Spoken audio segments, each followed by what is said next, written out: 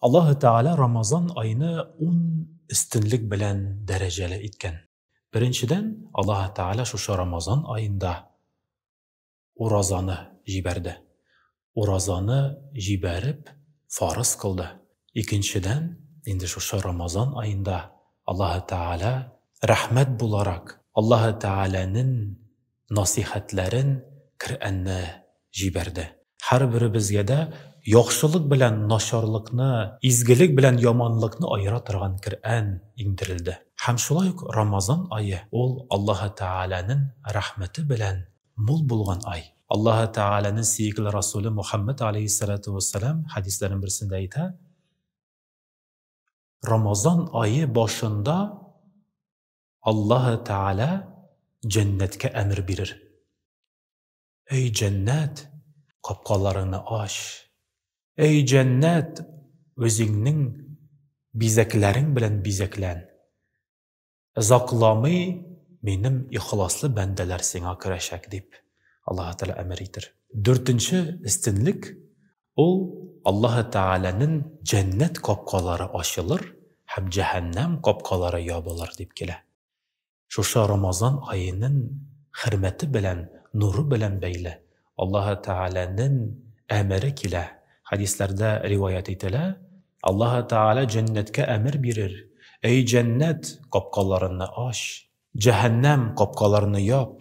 Haminde birerigiz eğer de ey bendeler izgilik işlege tilesegiz, ımtılığız, aşkınığız Allah-u Teala rahmetine.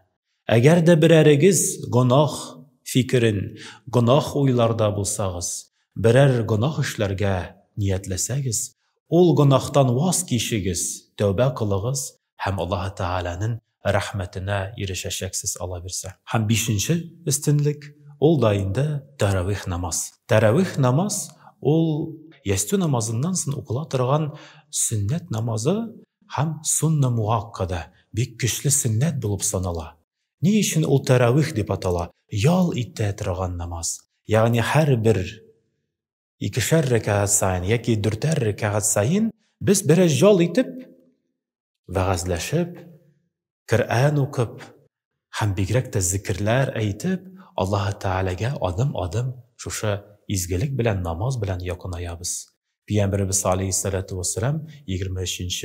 25. hem 27. günlerde teravih namazın sahabeler bilen okuşular bilen meşitte okuyduruyor. Hem tam bir üstünlük, Ramazan ayının üstünlüklerinin birisi ol da günahlardan arınu, günahlardan paklanu. Peygamberimiz aleyhissalatu vesselam ayta, eğer de siz Ramazan ayın izgilikler, igilikler bilen mol kılıp urazalarınızı jirine jitkizip tutsağız, ol şirakta namazlarınız bilen, şista ihlas gıybedetleriniz bilen, imanınız bilen mol kılsağız, Allah-u Teala sizni günahlardan emin kıla, günahlardan arınasız.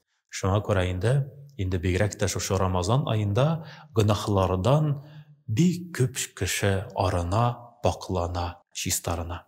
Hem 7. üstünlük ol da indi Allah-u Teala'nın rahmeti bilen Ramazan ayın biz muamelede, izgilikte, iyilikte kişi arasında bulgan münesebetin nığıtuda uzdırga tiyişbiz. Yarılarını qarab, muhtajlarını qarab, bir-birimizge yerdem kulun sozurga tiyişbiz. Allah bilse. Şuşu Allah-u Teala'nın rahmeti bilen bigrek de şuşu ameller, haminde bigrek de ağız açtırılar bik savablı bulup sanala, eğer de bigrek de uraza tutuşu muhtaç yarlı bulsa Allah-u Teala'nın şiksiz savabına erişir Allah bilse. Ramazan ayında tam bir zor üstünlük var. O da indi Allah-u Teala her bir izgilik sayın kübrek savabın cibere.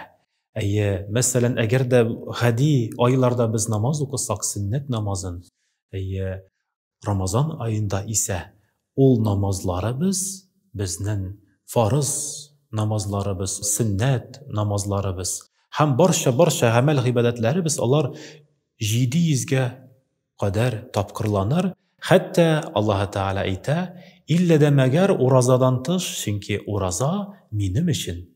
Hem şu urazanı Мен өзінің рахметім білән, Алла берса, билгеләп, әҗерләрмем, савабын бирермем дип килә. Һәм тагын бер зур өстенлек Рамазан айының ул да инде сабырлык айы. Башка айлардан нәк сабырлык белән аерыла. Кеше Рамазан айын сабыр итергә өйрәнә. Мәсәлән, Пәйгамбәрбез алейһиссалату вассалам хадисләрен берсендә әйтә, әгәр дә берәрегезнең берәресе ашу китерә икән, яки әрләшергә омтыла икән, сез әрләшмәгез, әңгәмәгә кермәгез. Сез андый вакытта әйтегез: "Инни саим", мин ураза тотучы. Сабыр итеп, мин ураза тотучы дип әйтегез. Бәлкем ул кешегә дә түгел, сез үзегезгә искә төшерегез.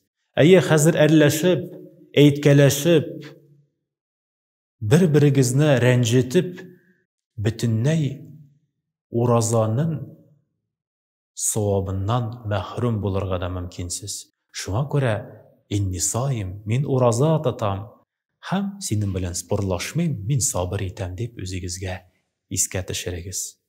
Һәм тагын бер зур өстенлек Рамазан айы башка айлардан аерыла игътикаф белән. Игътикаф ул мәчеттә калу. 24 сәгать мәчеттә булып, Пәйгамбәребезнең сөннәтендә әйтелә. Гайша анабыздан риваят ителә хадистә. Пәйгамбәребез соңгы 10 көнен, түшәкләрен җыеп, мәчеткә кереп, 24 сәгатен мәчеттә соңгы 10 көнне уздыра иде. Зикрдә, дугада, намазда уздырып, Аллаһ Тәгаләгә якынаю юлында уздыра иде.